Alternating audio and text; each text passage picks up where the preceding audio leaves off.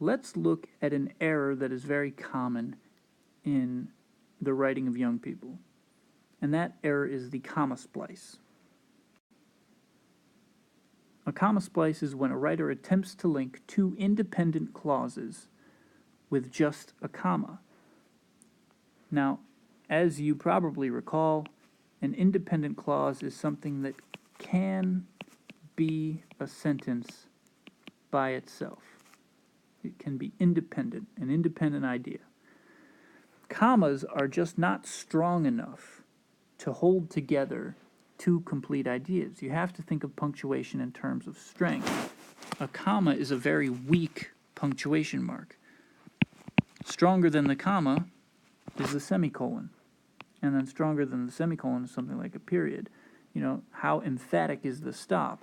Well, a comma just holds together a piece of an idea with a full idea. A semicolon is strong enough to hold up two complete ideas, and a period so strong it breaks the two ideas apart. So let's take a look at an example of a comma splice. Snapchat continues to grow in popularity. It is now the most popular social media platform among teens. Now this, if you ever see in your essay me do that, that means that's a comma splice. You've linked together two complete ideas with just a comma, because if we look at this first one, Snapchat continues to grow in popularity. That could be a complete sentence on its own. And if we start a new sentence here, it is now the most popular social media platform among teens. That also could be a sentence by itself. And because of that, because you have two independent clauses, you cannot link those with a comma. A comma is simply not strong enough. So what can you do instead? Well, let's look at some ways that we can avoid comma splices. So here's the same sentence. Snapchat continues to grow in popularity. It is now the most popular social media platform among teens. Now, the easiest way to fix this is probably just to make it two different sentences. Put a period, capitalize the first letter of the next sentence, bam. You've got two sentences, and you don't have a comma splice anymore because the independent clauses are functioning as independent sentences. So that's one fix.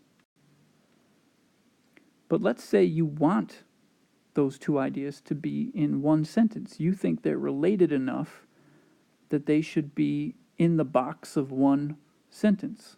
There's a way you can do that also. And that is to just make the comma into a semicolon.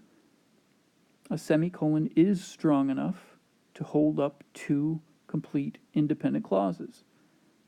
So if you decide that the two ideas are closely related enough that you want them in one sentence, then you can use a semicolon instead of a comma.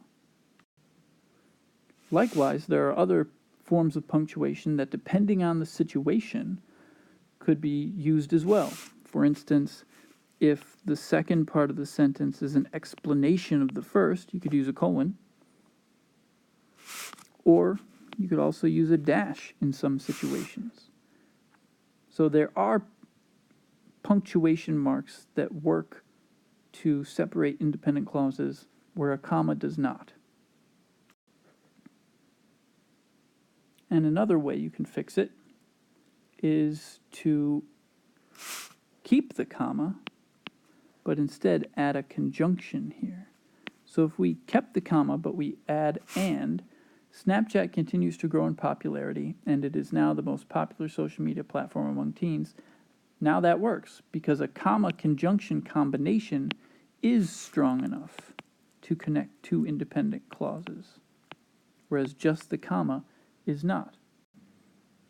I think to avoid comma splices, you just have to be aware of where complete ideas begin and end. And if you do that, then you can probably learn to punctuate them correctly. And that's all for comma splices.